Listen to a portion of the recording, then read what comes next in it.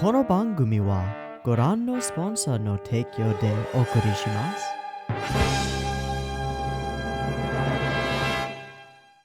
Alrighty, welcome everyone. I'm Teeaboo, and I am here to do the intro for the second time for Mobile Suit Gundam episode 37. I just recorded like 5 minutes of an intro and it was going great, and then I looked over and realized that I wasn't recording because I'm a dum-dum, so I just have to laugh it off and do it again, and hopefully it'll be better this time, who knows.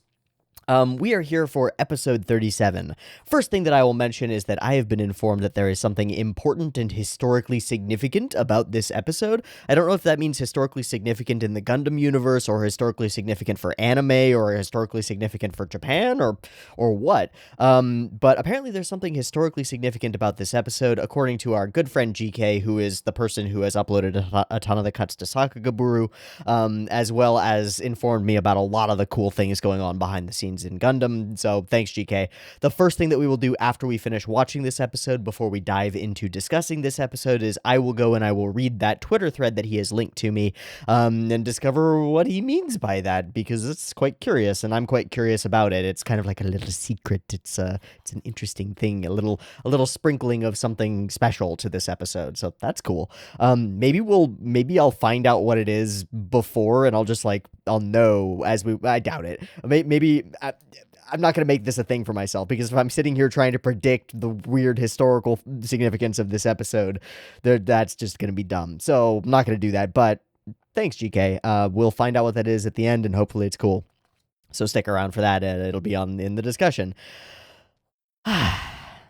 We're at a turning point in Gundam. We're moving into the true end game here, and I know that's a little funky because of all the production issues that Gundam has had in these last few episodes, but we've just completed what I consider an arc in this whole Solomon encounter. We left Earth, joined a fleet, went to the place, acted as a decoy, joined the fleet again, attacked this gigantic cool asteroid base station at Solomon, and have now succeeded in that attack,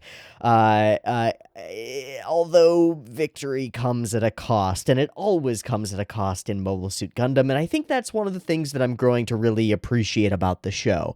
It feels like we almost never get an untrammeled victory, or an unalloyed good would be the best way of saying it, right? I think that's from one of them old dead British philosophers, I think. The idea of an unalloyed good. I gotta look that up. I wanna, it's a phrase that I want to use more frequently, and so I want to know the history behind it. Give me a sec.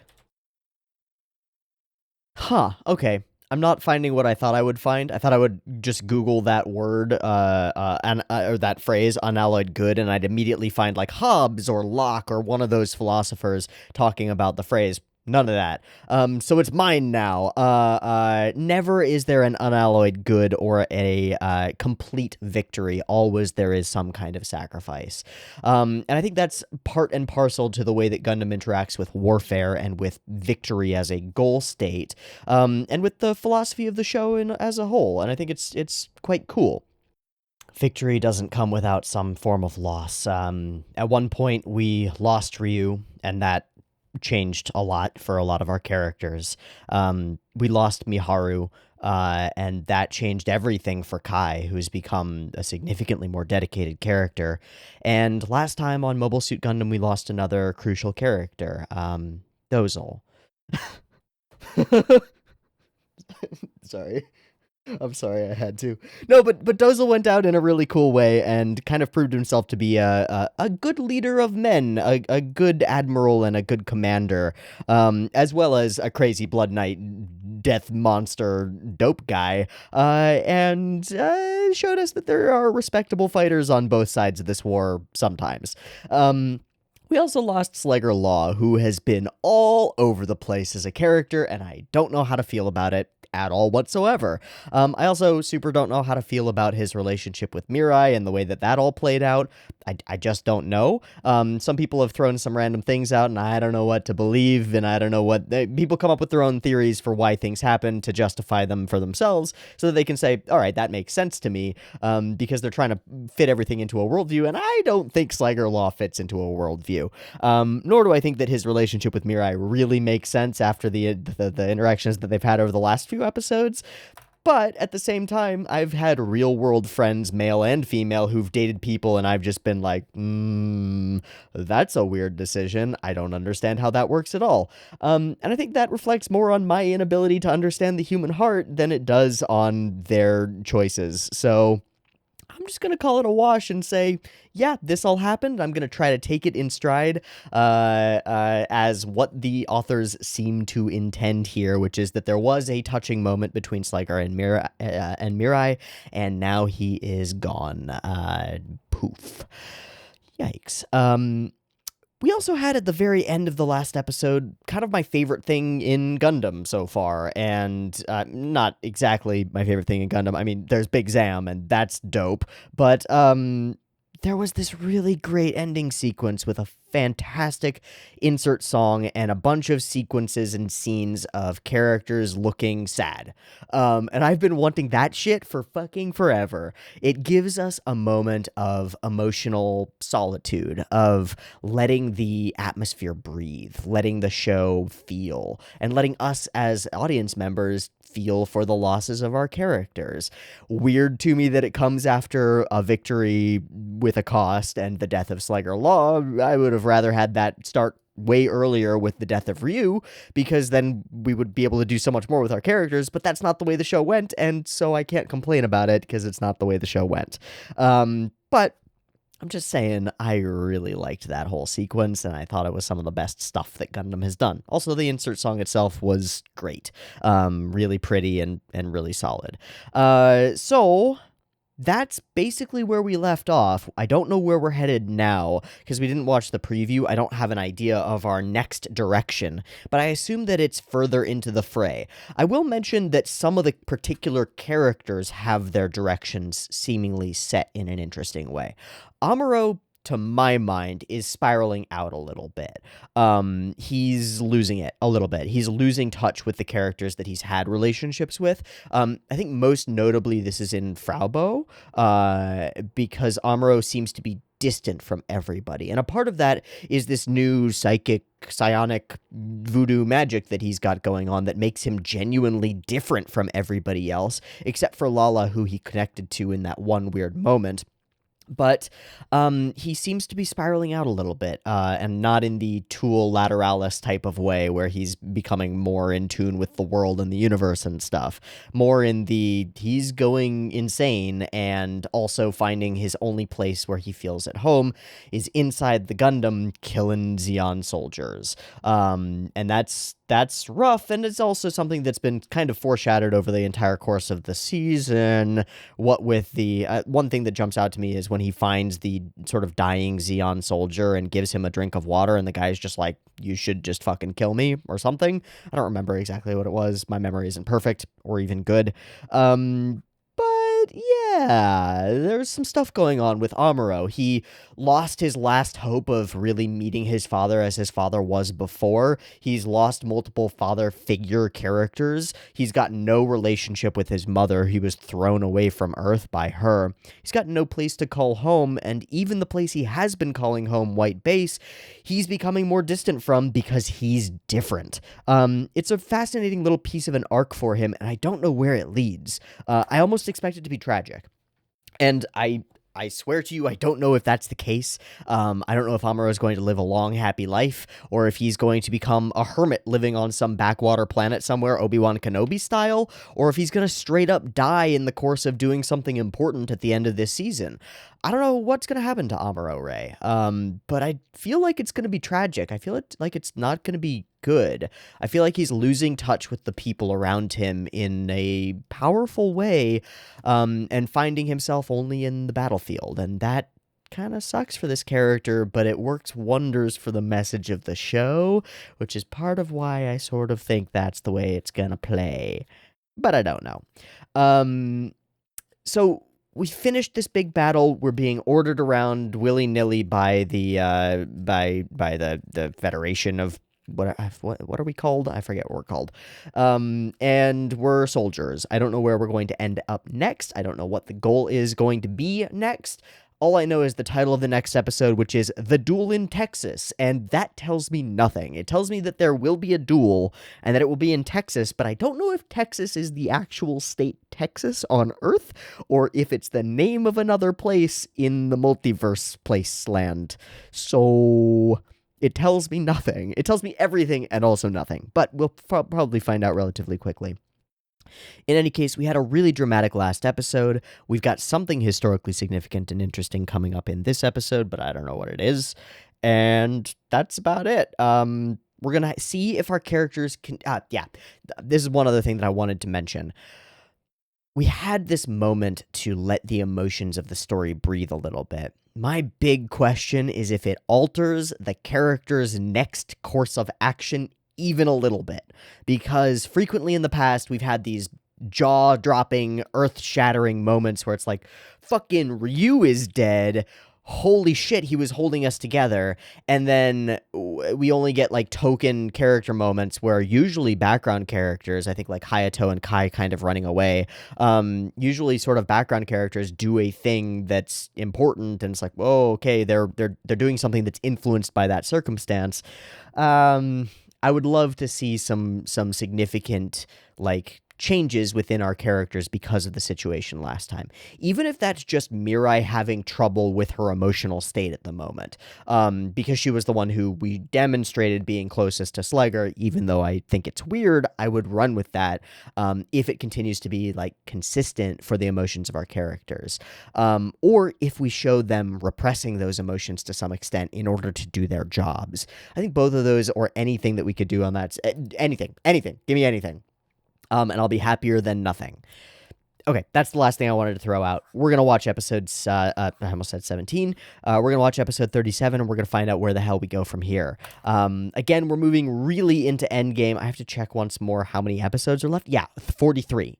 So we're in the last 7 episodes. Crapamole. What's going to be next? I don't know. Let's find out. So let's watch episode 37 of Mobile Suit Gundam. I've got it up and ready. There will be 2 versions, picture-in-picture in the description, timer on YouTube, picture-in-picture in the description, timer on YouTube, beep beep timer to count you down. Let's get to it.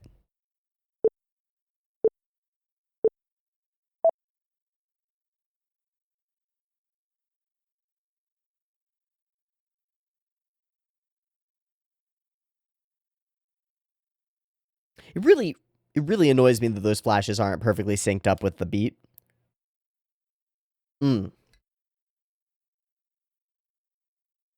Louder. There we go.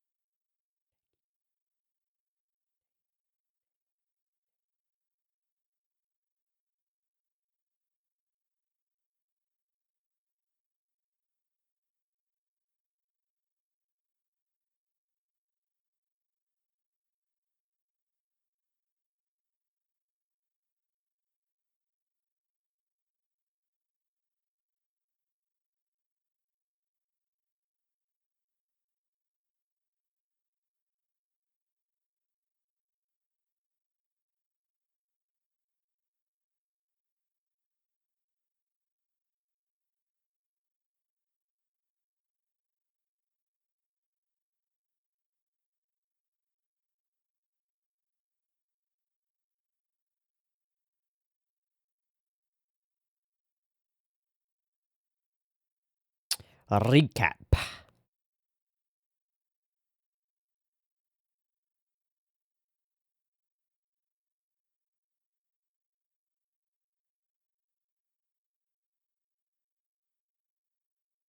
Ah, that scene was so cool. Very somber that we dragged that out for so long. Effectively obliterated. Oh, Solomon itself is like a big Zam, isn't it? Oh, hi. I forget this guy's name. Degwin.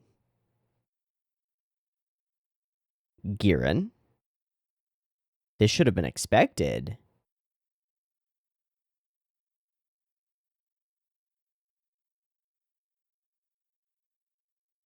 Bawaku.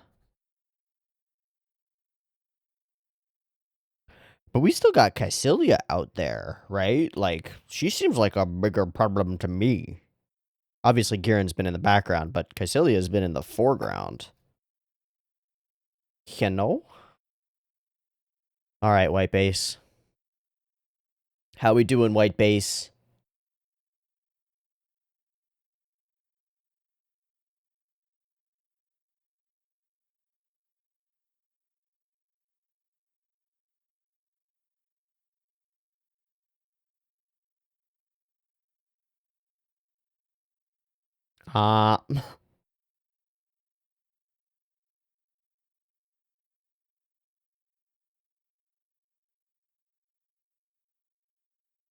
Hmm.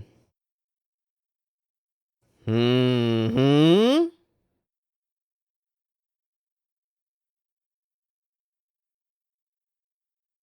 Computer doesn't know shit. The computer can't see inside his mind.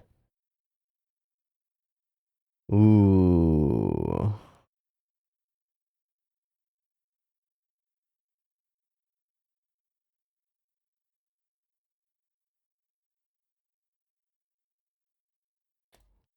Wow.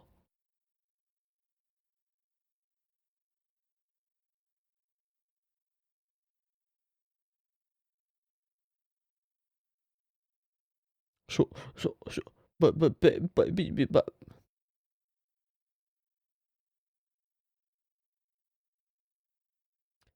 Feels like a death flag. Sorry to say it, but a character being like, I'll tell you one day is like, oh, it's a debris region. There we go.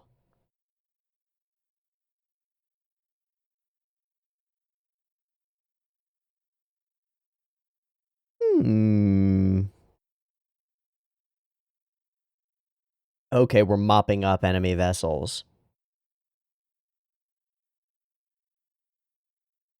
Wow, we don't usually get this, like, narrator coming in and telling us about a location. That's interesting.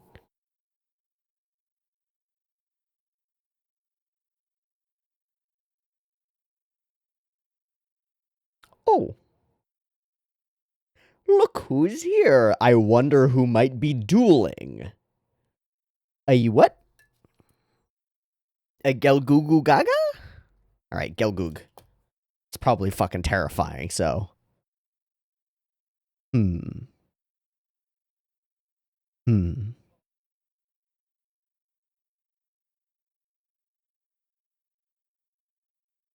We have no weapons on hand? Except your Gelgug, right? Okay.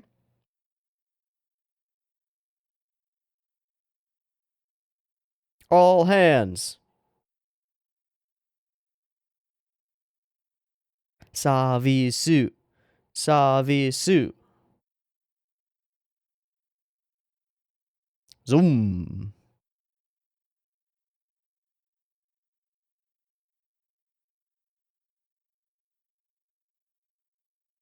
Still danger out there. Yay! We did it! We did it!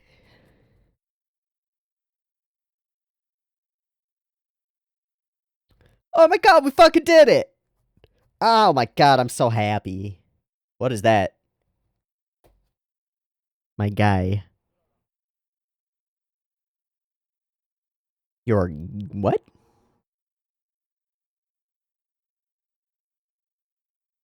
Gun. It's got such a yeah, like a yeah to it.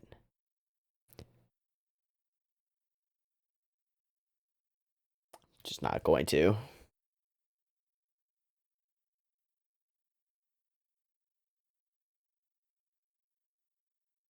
My standing as a man.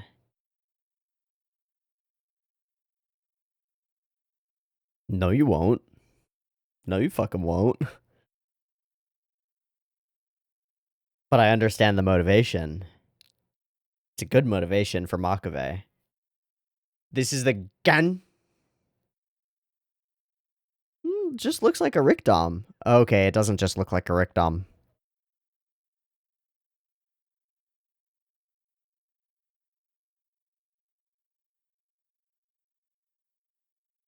Man, that guy's job sucks. Just stand there holding the helmet until your boss shows up. Rough. Okay, we're going in it. We're going into it. Let's go. Cool looking moon. Lots of rockets. Is that another one of those particle fields?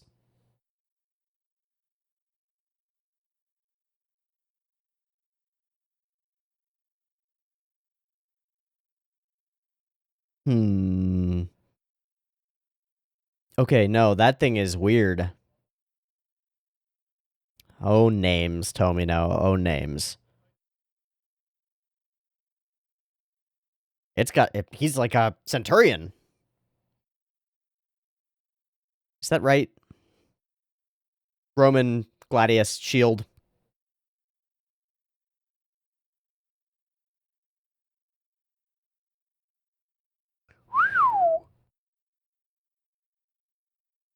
Always thinking about the chain.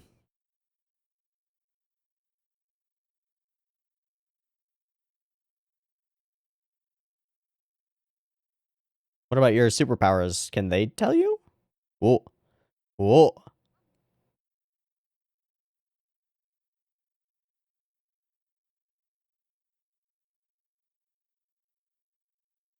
Oh, they're doing the fucking the dumb thing again.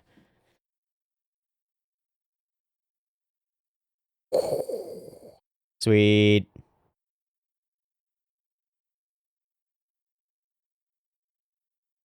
He saw it. Yeah, the armless one. Up, Sparkles. That's cool to be so far away for the shot.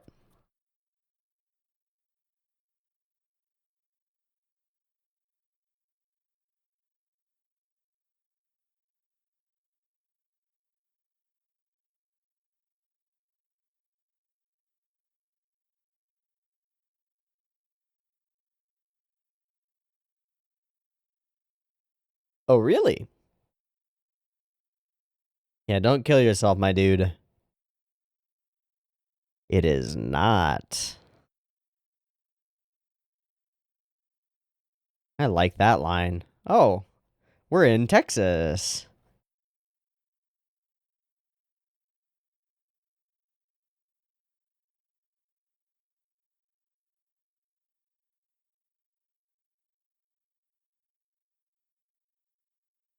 That's fucking sick.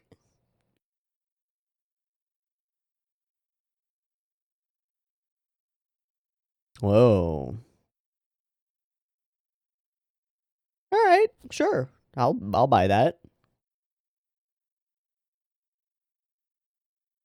Amuro. Nani Kashira.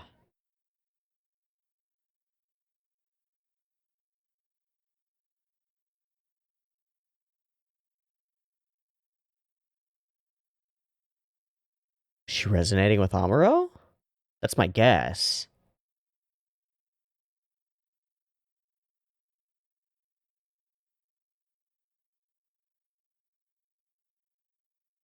Hmm.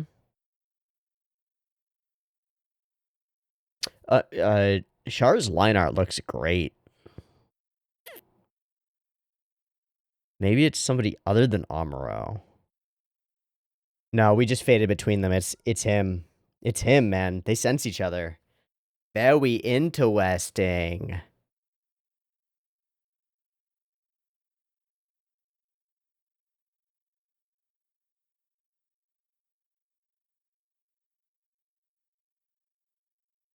Nice.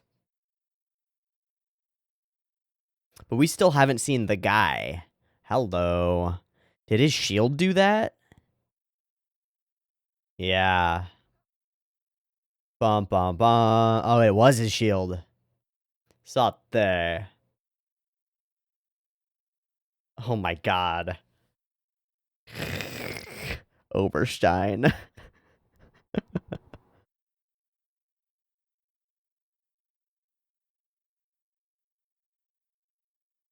I hope it's Sword and Shield versus Sword and Shield. Again, the line art is really unique. Wait, what's up with that asteroid? It's got all these marks on it. Oh, they're guns.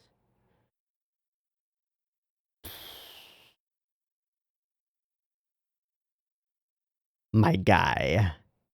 You tried.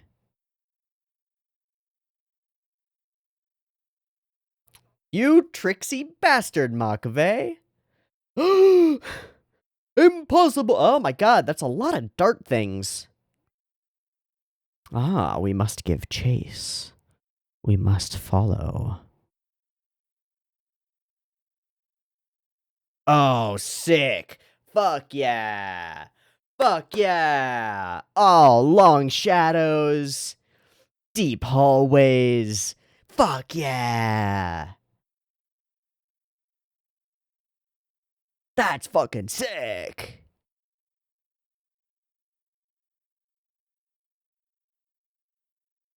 Oh man, who's making this happen? Oh, that's freaking what? Ew. Oh, throwing the shield away. All right, all right, all right, all right. What? What a play. What a play, Amuro. That's so smart, dude. Hello.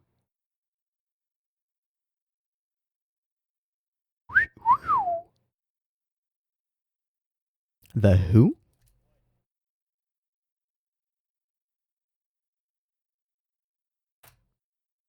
No, you won't. Not if you're saying that.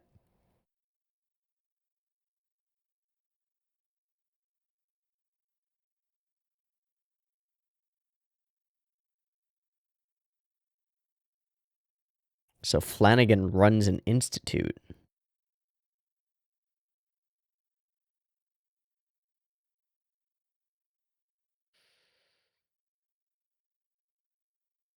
Is that the Elmeth?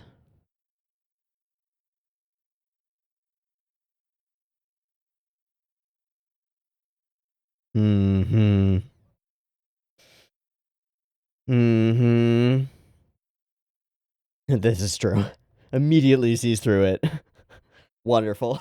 I love Char. I love Char. He's so charming. Oh, the Galgoog. Sweet. So it won't really be a duel. Again with the so many of the cut-ins today.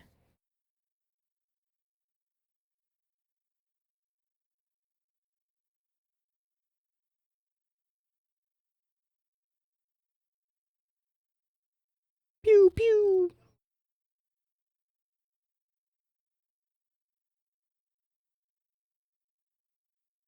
Let's go, Kai. Let's go. All right. Still hiding in the corner. I still think it's smart.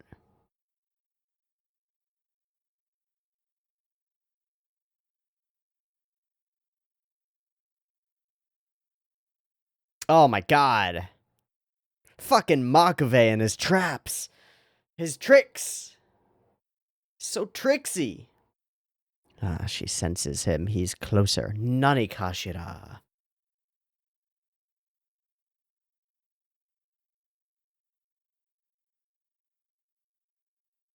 Right. Okay. Okay. Seems a little reckless. Ah. What is that? Nanika. Oh, just fucking splits over top of it. Awesome.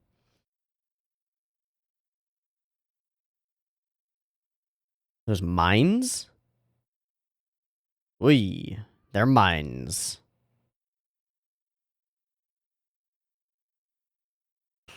They might. They also might blind you, which is worse.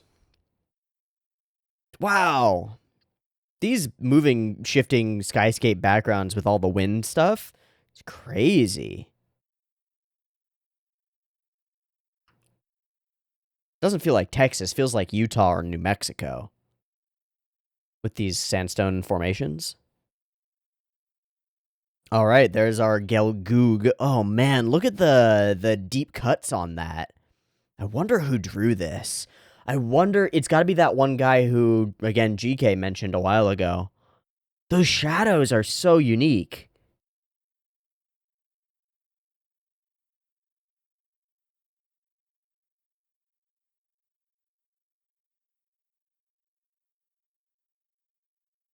Wow.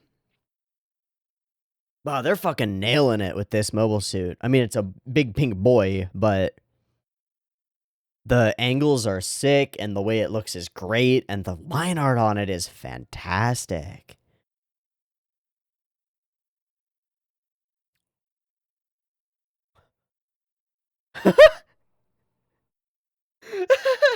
Oh my god, they're playing a cover shooter.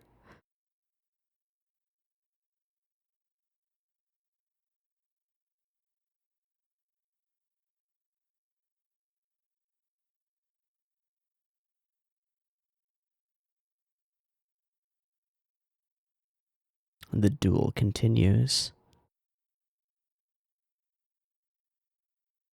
I know that word. That's the name of a magazine.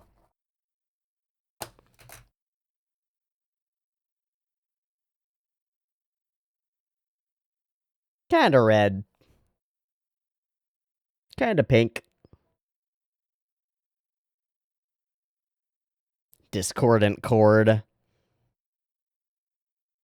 Wow, they're just going for it. Alright, alright, alright. Alright, now we're 1v2, but the two are not united, so... Ooh. Ooh. Yep, there's the not united part.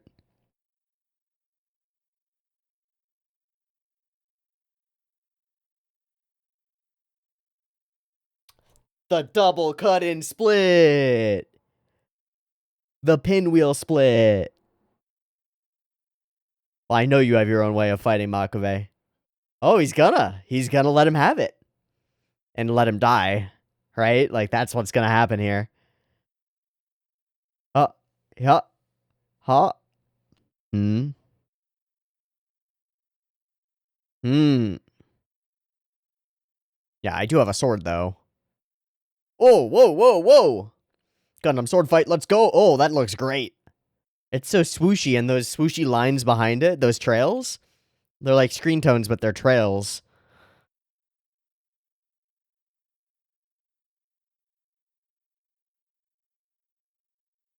Guy. My guy. Alright, Char. Weren't we all? You gonna betray? You gonna betray Makabe? Because he wants Makabe to fucking die. Oh, that angle's great. And why do I feel this? Nani Kashira. Uh-huh. Damn right it is. Why would he do that?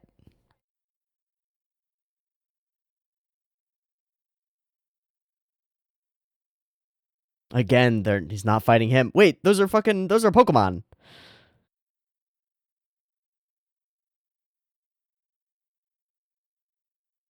This noise.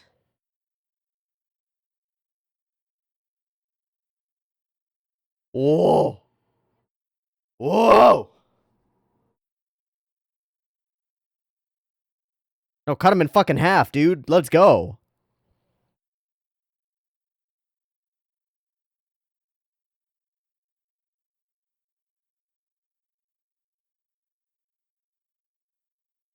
That's your last... Those are your last words? Alright.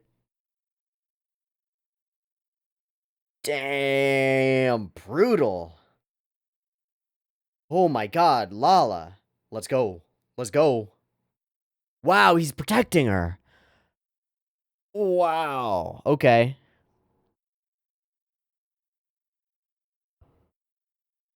Yo, the back half of this episode is really good. The sound design has changed completely.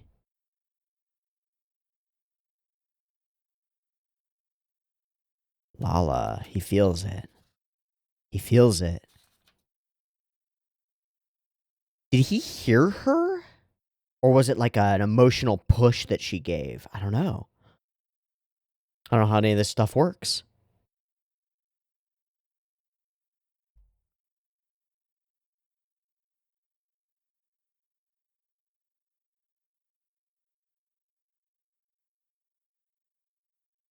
Wow.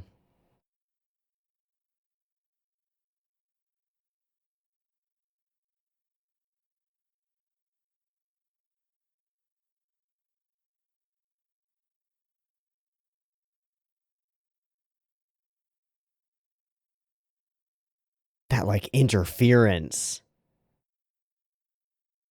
Oh, that's... Frummer, who is on the verge of acquiring new strength. I guess he's gonna fight Char. Sorry, I would have been more on that, but I didn't expect it to end so abruptly. Also, I wasn't able to keep track of time. What? Yo, the back half of this episode is unique. I mean, it's like really unique. It feels super different.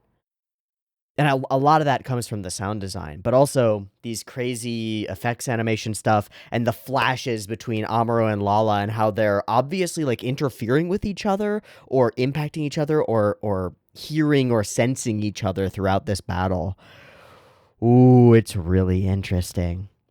Also, the continued betrayal and like a little bit of uncertainty around Char's real loyalty is there, and that's present and stuff. Very interesting. Okay, so I said that the first thing that we were going to do in discussion is I'm going to look at that Twitter thread that I was linked to by GK, and that's the truth. However, one thing I will do before that is I'm going to predict what it is. Then I'm going to predict that it is the word new type. Because it's that word, right? It's the title of a magazine. I knew it was associated with Gundam, and I kind of thought it was probably that these kinds of psychic people are new types, but I didn't know, and now we kind of know. I'm gonna go read the Twitter thread. I gotta pull up Discord and get that going. So give me a moment to do that. But then I'll read it and I'll tell you what I find.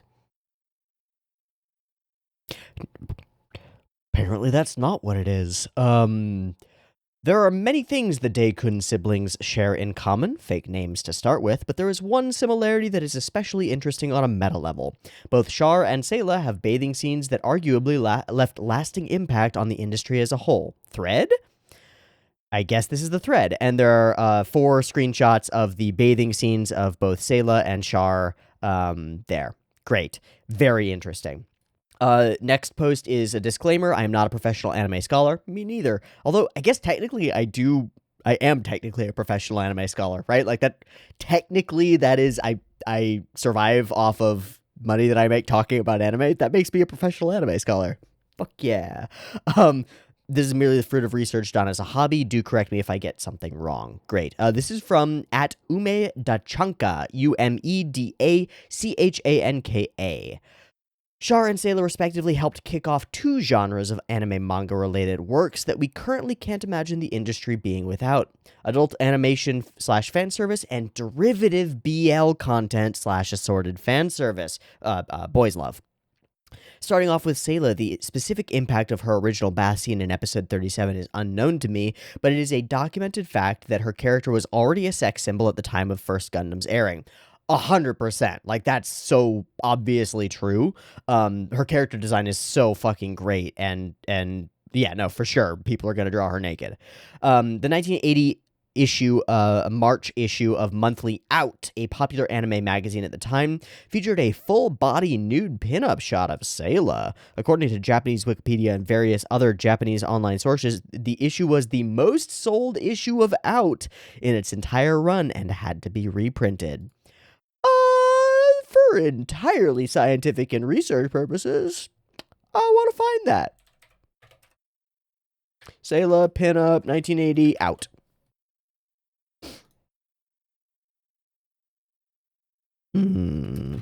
Google is safe searching me, so I'm going to have to type in... Oh, there's the word nude added in there, and I found it.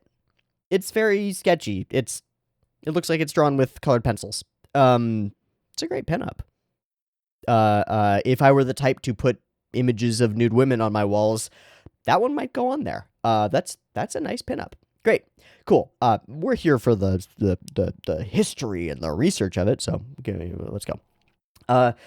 This was not exactly usual practice, and Out was not marketed as an adult magazine. While there were concerns about publishing something like this for a real franchise, Tomino is quoted as having merely said that if it were up to him, he'd have drawn her prettier. Wow. I think it's a pretty drawing. I don't think it's quite on model for Sayla, especially in the face. Like, the jawline's a little off. But the other thing is, Tomino, pretty is in the eye of the beholder, my guy. It's like, come on. All right. Whether or not the massive sales of this issue had any impact on Sayla's bath scene being redrawn for the movie version of Gundam is not confirmed to me, but I can't imagine it didn't factor into the decision. This in turn had a wide impact overall. According to popular legend, or possibly own statement, I don't know what that means, the creator of adult animation Cream Lemon realized there was such a market for a thing, that there was a market for such a thing, when he was in the cinema, and during Sayla's bath scene, the whole cinema lit up, as one man or more men, depending on the version of the story, took a picture of Sayla's naked body with a flash camera. Let's go. Japanese perverts getting it. Cream Lemon, in turn, is generally thought of as the first breakout hit in adult animation, though of course not the first adult animation itself, thus spearheading the extremely popular genre we know today. But Char certainly won't fall behind his sister in shaping entire genres that would have lasting impact for decades. Char's shower scene and shower dialogue with Garma, which was quite a while ago, was a pivotal part of creating the BL shipping community we know today. And we saw that coming because we as modern viewers have an idea that, like, you put a naked dude in with talking to another dude while he's naked, and the Fujos are going crazy. So great. The impact of the shower specifically might not be as drastic here, but it's definitely there. Char and Sharma, were possibly the first breakout derivative BL ship in Japan, and the shower scene's contribution is at least documented. The October 1979, so one year before the 1980 March, so like 6 months, 8 months, something like that. Before that, of Out, same magazine, featured both a full-page ruminating on a specific line in the shower scene, more to come soon, interesting, as well as a spoof of it with Garma in the compromising position. I'd say this proves it was something of a hot topic at airing time. Indeed. The line that the official subs translate as shown below, "Don't get all sentimental as me now," originally reads blip, something smells of water, something aloof. Okay, great. Not gonna dive into that because I'm not fluent in Japanese and I'll just embarrass myself. The whole page in Out is dedicated to trying to figure out what precisely Char intends by this. I have the full text in this document if anybody who knows Japanese better than me wants to take a look. So, Umeda Chanka and I are on the same page here where, well, all right. What matters is that people are talking about it and discussing it more than what it actually means in context, right? The fact that it's a point of discussion to the point where it's a full article in a magazine means people care, right? That's cool. Okay. The line is also listed as one of Char's most iconic lines in the 1980s. Fan book, "Here comes Char. Its difficulty has some appeal." So I assume that what Umeda Chanka means here is that the difficulty in translating it and understanding it has some appeal. Partly because I'm going to assume, I'm going to interject my own thesis here, partly because when things are obscure or difficult to parse, it allows more room for you to parse your own interpretations on top of them, which is where, once again, the Fujos go crazy. But seriously, though, the fact that you can find some leniency, a little bit of, like, a couple of standard deviations of, like, maybe it means this, lets you put your own interpretation on top of things and interpret things as you might wish. So that's very interesting. Okay. The Out article itself describes the line as having become famous with certain people in the streets. It's not hard to conclude that the people who are meant by this, Umeda Chanka, I think, might not be a first language English speaker, just because of the grammatical stuff. Has a grasp on the language, obviously, and is getting the point across, but there's like a little bit of the grammar here that makes me think that Umeda Chanka is not first language English. It is not hard to conclude that the people intended by that statement, certain people in the streets, are shippers or fujos. There are many accounts on Japanese forums of girls who got into BL in middle school, a little early, but fair, via Gundam and Sharma. Awesome. Komike, the big doujinshi convention, had been founded in 1975 as a rather small event. Derivative doujinshi did not yet play a big role. It was attended primarily by young women who were fans of the mangaka in the Year 24 group, who we have talked about before. Good job, Umeda Chanka. You summarized it right after. The Year 24 group were famous pioneers of shoujo and BL-ish stories, often relationships between noble European-style young men. Not exactly a surprise that Sharma was a popular ship with that crowd, especially considering that character designer Yasuhiko himself is a Year 24 fan who would go on to animate what is widely regarded as the first BL manga, Kaze Toki no Uta. Gonna look that up. Kaze no Kito Uta. Which author is that from? Keiko Takemiya. Oh boy, that's some very pretty art. Very clearly from that era stuff, but some very pretty art. The flowy hair and the character designs are great. The really sparkly big ass irises in these characters are great. And the boys' character designs, especially the blonde, are highly effeminate. Damn, yeah. This is lovely art. I'm really into the style of this. So often when you look at like older manga like this, you just feel like it's carbon copy of like Rose of Versailles or other things like that. I just get that vibe, right? It's like, okay, I've seen this before. This is quite unique looking to me. Honestly, it's got some weird things that make me almost think of like child versions of Ginga Eiu Densetsu in a weird way. I guess it's just because there's a blonde character and a dark-haired character, but honestly, the idea of this like beautiful, feminine, princely character definitely has something to it. I really like that art. I'm going to keep that tab up so that I can go and look into that later. Anyway, Komike is small at this point, but now enter Gundam. Looking at numbers again, Komike already worked its way up to 4,000 visitors before the Gundam boom. Oh, this is an edit correcting themselves. Either way, Komike's website describes Komike 13 in 1979 as having an overcrowded Gundam corner, the first big market for derivative doujin. And how much of that was Char Garma? A lot. There's another thread where Umeda Chanka goes through and finds a bunch of these Sharma doujinshi, and there's a bunch of them. They're just a bunch. They're all Char and Garma doing BL stuff together, kissing and hugging and making poses. And there's one where there's like it's sort of like Kabedon energy, as Char is like grabbing Garma bodily by the face and pulling him into an embrace. Yeah, there's some shit going on here. One of the most prolific Sharma authors. Oh, that's the first time in this thread I've been substituting Char/Garma for Sharma because it just makes sense. Umeda Chanka finally uses it here in this next post. One of the most prolific Sharma authors who kept at it for over 10 years was a woman called Shikiko Yamai. Yamai? Yamaai. So Yamai. Okay. Many Japanese forum stories list picking up a Yamai doujinshi as an entry into the world of BL. Had a large following. Fellow BL author Azusa Now, herself a disciple of Yamai, describes the 80s as the decade of Yamai. Sick. The majority of her pages in blah, blah, blah, blah, blah, blah, blah, jumped from doujinshi to publishing of BL stories. Many followed her. Fairly unknown in the West, but her impact in the Japanese community was large, and the majority of her early work was Sharma.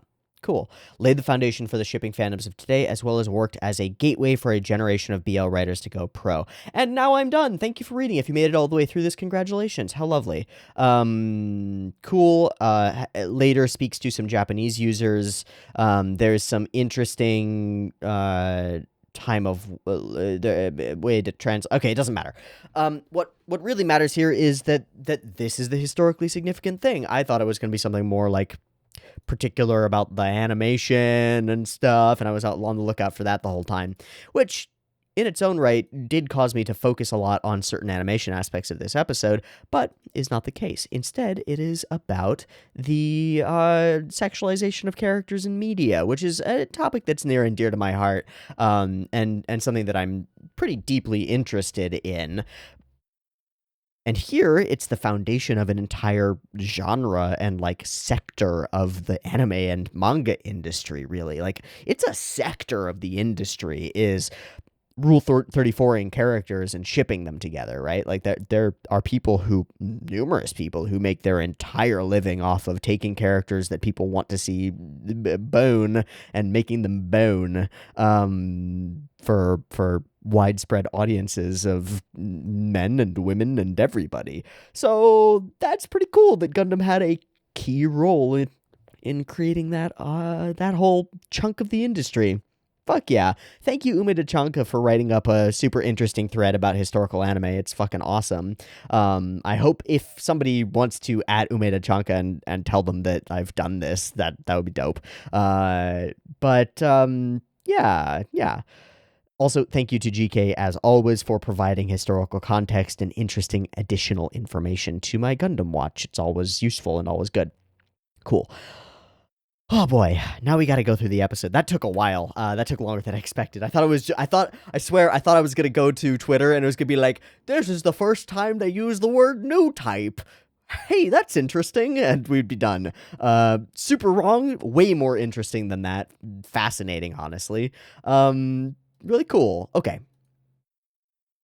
Look, the meat of this episode is in the second half. It really is. There's some groovy shit in the beginning half, but we're gonna skip through it relatively quickly to get to the juice, because I think the juice is here near the end.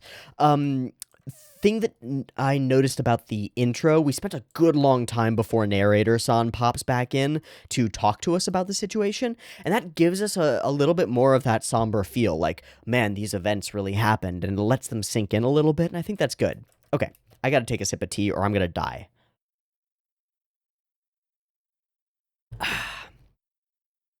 Yeah. I wish I had, like, a steamer or something, or like a humidifier, so that I could just hydrate my vocal cords, because they're getting, like, dry and scratchy because I've just been talking continuously for a while. In any case, I'm going to try to relax physically, and I've been looking into a lot of like vocal coaching stuff, and maybe you've noticed that, maybe you haven't, but I've noticed that I put a lot of, it's because I get excited, I put a lot of, like, pressure on my vocal cords in a way that's not healthy, and is leading to them drying out in a certain way. So I'm going to try to base out my support and focus on my diaphragm and relax my face and throat and vocal cords. And try to not die here and ruin my voice, which has happened before, and I can feel it happening again. God damn it. Yes, I did also notice that the Solomon, the big asteroid, kind of looks like a big fucking big Zam, which is cool. Okay, and there are repercussions once more to the ruling elite of the Zabi family and the Zeons as a whole. I find this very interesting that we get this conflict between Sovereign Degwin, which the narrator pronounces like Degin, right? There's like a cut to it. Yeah, there it was. Degin. But it's all presented to us as being, like, secondhand, is said to have told, like, historical sources told us that he said this to Giran, and that's interesting. Giran, again, has been in the background here. He did give us that big speech that one time, that was like, we have to seek out vengeance for the blah, blah, blah, blah, blah, blah, right? And that was an interesting moment for him. He seems to be a charismatic and powerful young ruler or leader. And he's, again, turning this into a reason to continue on the fight. But I like the line here and the tension between him and his presumably his father, while containing his anger against the sovereign. Right? There's so much internal strife in the Zeons. And I think that gets echoed a little bit later as we get this power play and power struggle between Char and Makuve. It's cool. It's cool. All right. So, whatever it is, that's where we're going. We get another really nice, like, quiet sequence here where we only have side characters talking. No problems to report, yada yada, talking back and forth. Oh, it'd be great if you could do this, etc., etc. It's got a nice feel to it. It's got a feeling of aftermath, a feeling of denouement before we get into the next conflict that we're going to move into as the episode progresses. And I like it a lot. I like it a lot. I want more of that. Obviously, that's not going to happen because we're going to start accelerating again, but I want more of that. Then we get Amuro awkwardly trying to reach out to Frau Bo, and this is kind of cute. Again, it falls in line with what I was talking about in the beginning with Amuro losing his ties to people in crucial ways. But he seems a lot less confident, which is very interesting given the nature of the conversation and how it progresses and how Frau is like, oh, you're becoming a legendary hero. You're so far beyond me now. And he's like, I don't know how to talk to you anymore. I'm freaking out over here. He's having this very internal, personal, like, freaking weirdness and difficulty with connecting to people. And it's interesting, and I wonder how much of it comes from his psychicness. I don't know. Anyway, it progresses, and we nail it. How long has it been since we stopped talking? And she sort of brushes it off. Well, we've been really preoccupied. There's been all this stuff going on, and just immediately moves into the analysis as we're healthy. But it's Amuro trying to reach out here, right? He's trying to be like, well, we can talk now, right? Can we talk? But he doesn't know how to do that. He's having trouble with it. His ability to connect to her is like a distant memory. That sucks, man. That really sucks.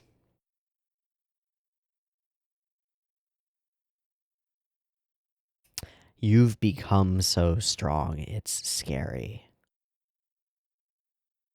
Moving forward and achieving these things on one path now precludes you from following another path. This is sending Amuro straight down that tragic path of, like, becoming a hermit and living on a backwater planet for the rest of existence if he survives this war, right?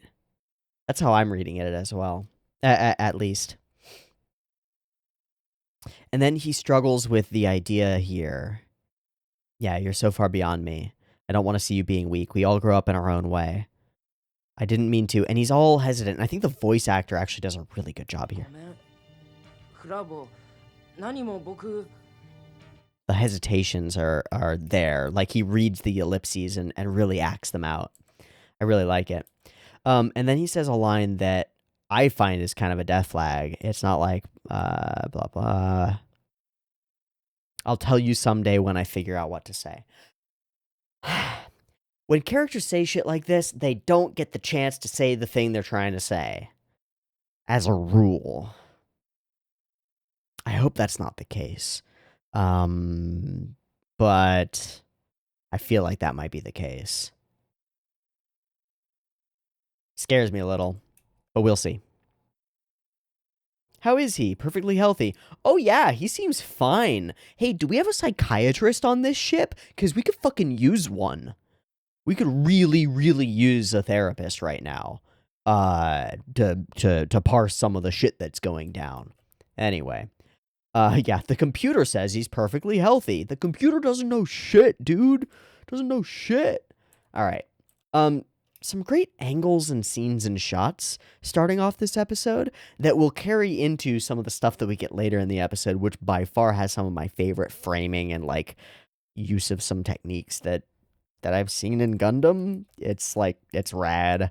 It gets rad. Okay, and then we get narrator-san to tell us about the new place we're going to, which is cool. We don't get that very often, but we get it here, and it's cool.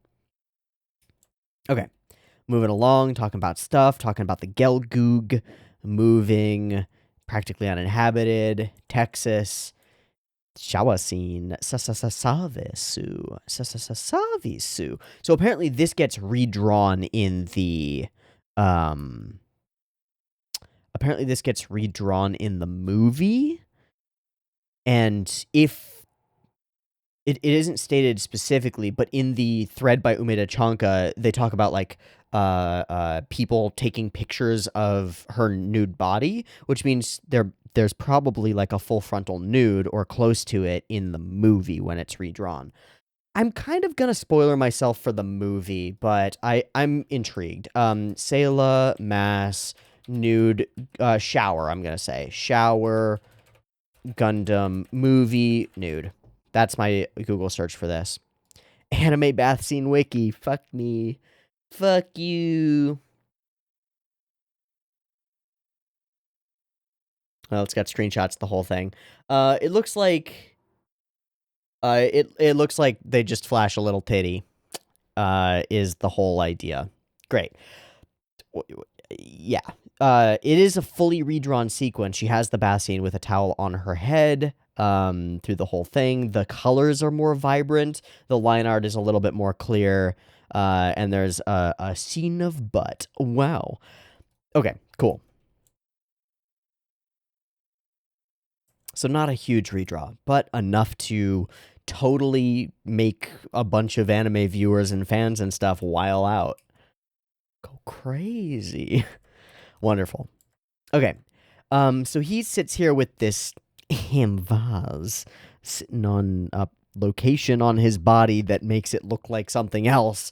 It's a little bit weird. And I doubt that it's intentional. And then he holds it in a way. Yeah, it's a little weird. We get this fucking face from him. And this is one of the first of a series of really crazy faces that pop up throughout this episode.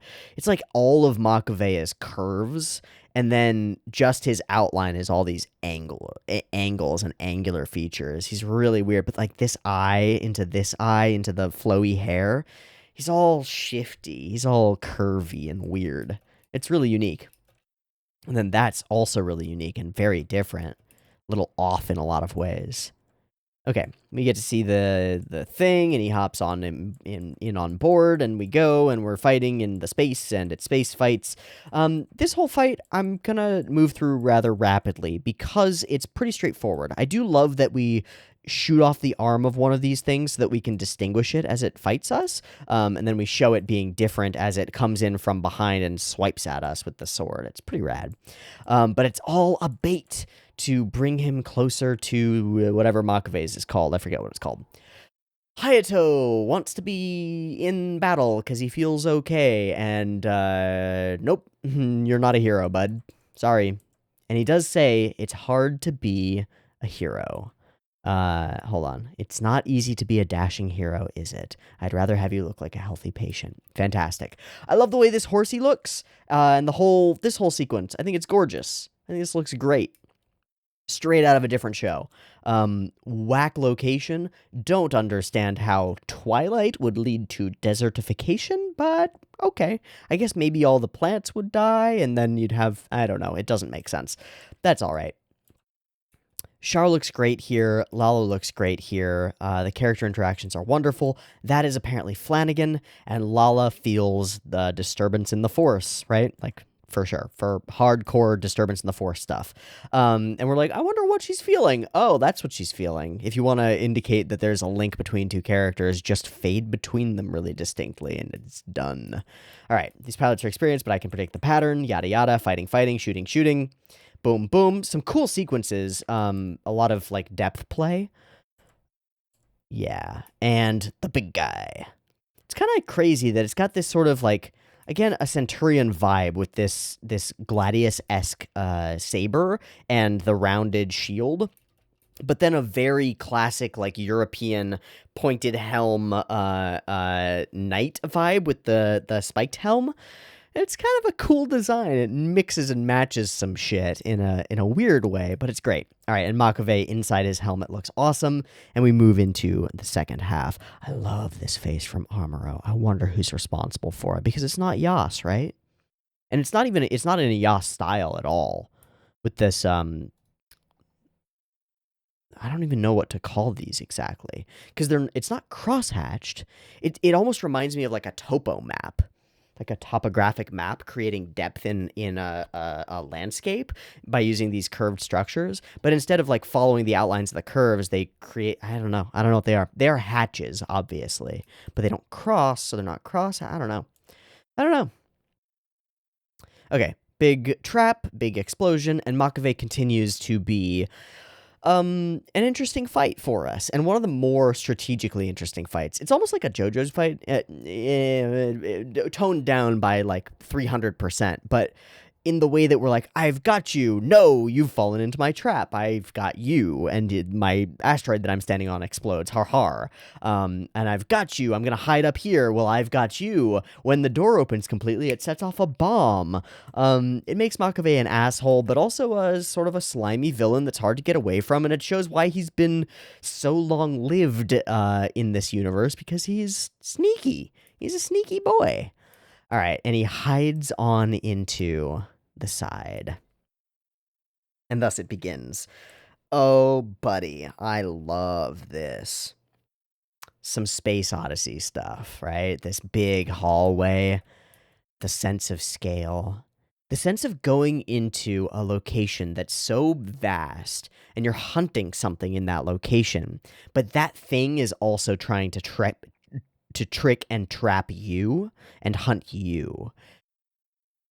Yeah, they really nail that feeling. They've got this projecting light behind us and the big, long shadow that pushes out from the Gundam.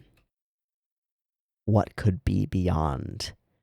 And I love that we have this chunk of darkness that we just can't see behind. What could be beyond it? What's in there? It's curious. It's mysterious. It's a little spooky. It's fucking awesome. It's fucking awesome, dude. It adds so much flavor to this lull in the battle. And we see that this affects Amuro too, because his strategy changes as he moves into this location. He knows he's moving into enemy territory, and he knows Makabe has tricks up his sleeve. And so he starts doing what he can to try to outsmart him, right? Hiding against doors as they open, hiding against corners of walls and casing corners, right? He's thinking in a different way. It's fascinating. It's fascinating. But it's just a gorgeous sequence. I love this moment too, where we show from the side. It's a weird thing with the rat flying by, but showing him walking by from the side is straight out of Alien, right? Like showing you from the location where someone else could be watching you, but isn't, because we're just building tension and showing that you're not looking everywhere, and that if there were someone there, he might just shoot you in the head right as you walk by. It's scary. It makes you feel like paranoid, like there could be anybody around any of these corners or behind any of these windows. Where is the enemy going to jump out from? It's a great setup, man. It's fucking great. All right, he gets rid of his old shield. I love this move from Amuro, standing on the thing. Feeling a vibe, talking to Char. Does that bother you? No, it doesn't. Stick with me and you'll become a great pilot, even better than me, he says a little bit later. Big explosions that we've reused before, I think. And the fight goes on out there, and then we turn our attention back in here.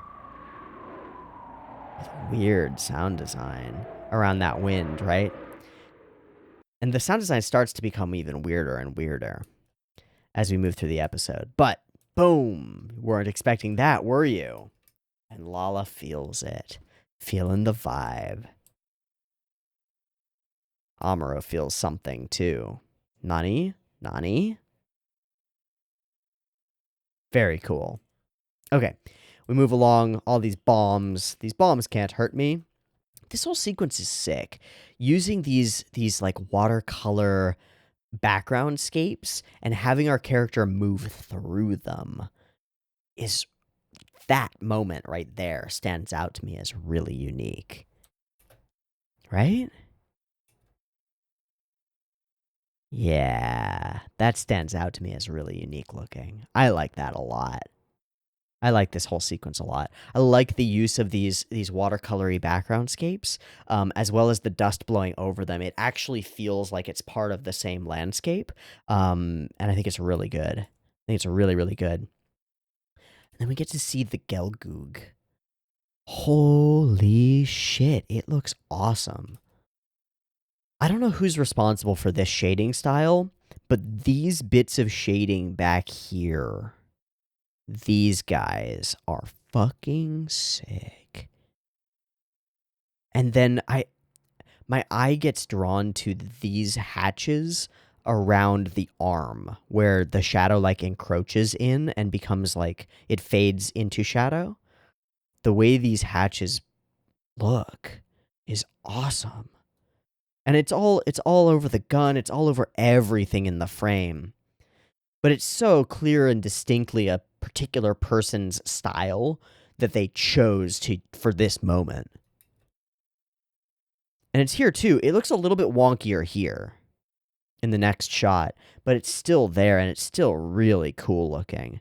It makes this robot really distinct. I guess it's not a robot, it's a Gundam.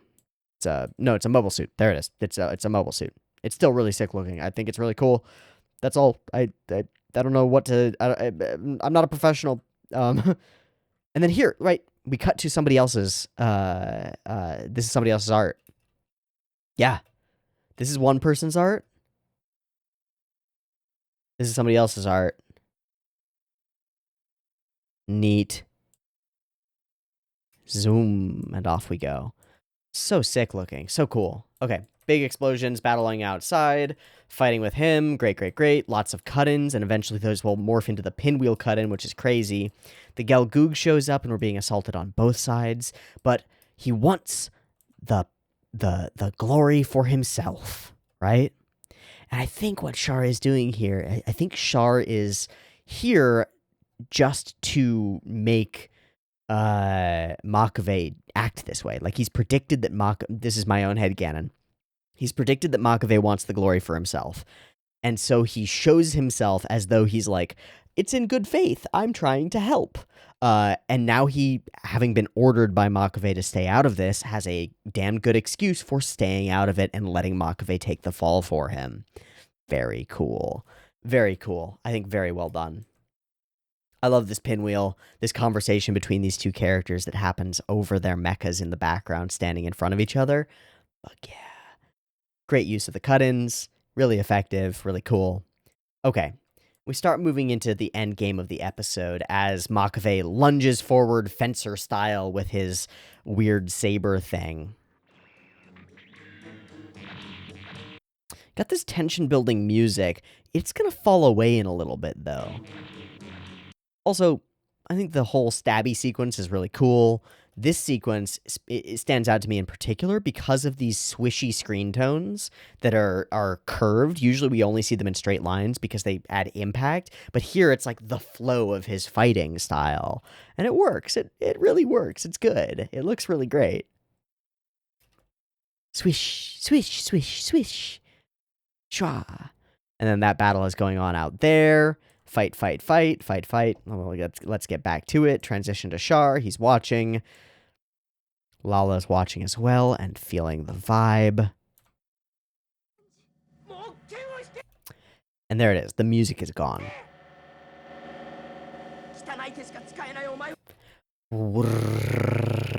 It's like interference. It's like 60 hertz. It's like electricity. It's something in the air. And there's this, like, weird thing happening with his frame of view. Weird. Rad. And Makabe says it straight out. In order to put Char in his place, I have to do this myself. I have to defeat the Gundam. What are those, like, those bull Pokemon? Tauros. Yeah. Straight up, it's just a horde of Tauros. They got the right color scheme and everything. They're like right on. It's great. Obviously, they're Buffalo-esque, but man, the way that's really snappy. This shoom shoom, chopping up his shield. Nani? Impossible. It's just louder, right? And there's this weird, we visualize it as this flashing insanity. Brings the swords in. Lala on a mountaintop. Her whole garb going almost like angelic. Almost priestess-esque. Whoa! Crazy shit. Why would I stop? Shoom! And does not stop. Chops through the boy. The boy is dead. The boy says, take the vase to Caecilia. Okay. It's what he cares about. Tells us that distinctly. And it's going to explode big time. Char leaps over and blocks the impact of the explosion. Really cool. And we both catch a vibe.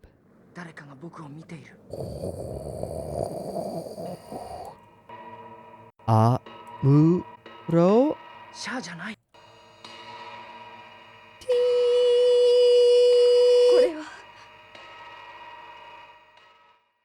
That buzz.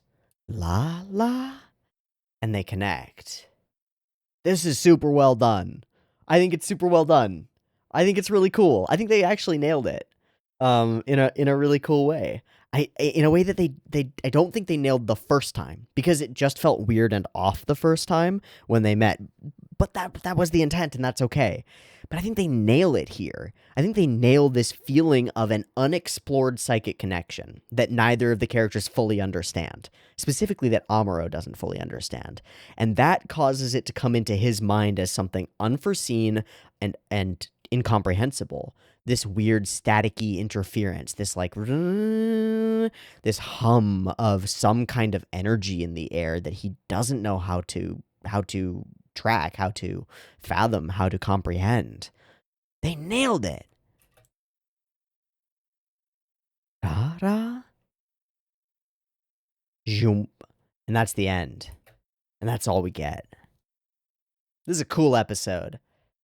From weird historical stuff that's had an impact on the anime industry, to some cool cultural shit over here with the zombies, to a little bit of a moment of character development and growth, to exactly what I wanted from Mirai, which was just some kind of feeling about what's going on, and also Bright being like, oh, I'm here for you if you need it. Fucking awesome. To a great end to a solid villain, Makuve, who actually became like an interesting villain to us in a really cool way. Like, if Dozle went one direction with villainy with being an antagonist to us by ending in a kind of a cool way, Makuve went another direction by being just as slimy as ever, if not more, and making it cool. All the way up through to some pretty normal space battle stuff, some cool character interactions, some gorgeous moments. Really rad looking stuff and great direction around some of these things. All the way through until a fantastic mech introduction, a really cool mech battle with great landscapes, and the end of Makuve. And then an amazing depiction of this weird psychic stuff that's going on between these two characters. I'm thrilled, man. I'm happy. I'm so happy. Okay, I'm going to go to Sakagaburu. We're not going to go through all the cuts because we don't have time. I mean, we could have time, but we don't have time. We've already talked about a bunch of them. But all I'm going to do is I'm just going to see if there are credited people for the look of that mech. And, okay, there are only 5 cuts. Hold on. Kazuo Nakamura for some of the explodey sequences where Char is riding around in the Gelgoog. Kazuo Nakamura for the pinwheel sequence and the fencing sequence and the whole it's over already sequence. That's crazy. Cool. Unknown for big explosions. Cool. Kazuo Nakamura for some of the fight with the, not Gelgoog, but the Makuve mech with the exploding asteroid. And Kazuo Nakamura, once again, for more of the space battle fight stuff. Cool. not the cut I was looking for. Still really cool. Looks like Kazuo Nakamura knocked a lot of shit out of the park in this episode. Good job. Great. I just wanted to check that. Don't want to spend the time going through all those cuts. But wow. I like this episode a lot. It did a lot of the things that I wanted it to do and a bunch of the things that I didn't expect it to do. And also, it was really fun to dive into some of the historical stuff that GK sent me and Umeda Chanka on Twitter went through. Really rad. Okay, I gotta wrap. This has been Gundam 37. I hope you've enjoyed it. It's been a long one just because of all the talk about the shawarma stuff. But I hope you enjoyed that historical deep dive. Yeah, good stuff, Gundam. Great episode. Great transition into the next section of the show. I'm curious to see what happens next. Looks like we're going to have to fight Char, just from the one frame that we saw. And I'm excited by that, always. Hell yeah. Thanks for joining me on this little journey. I'll see you next week for more Mobile Suit Gundam. Peace.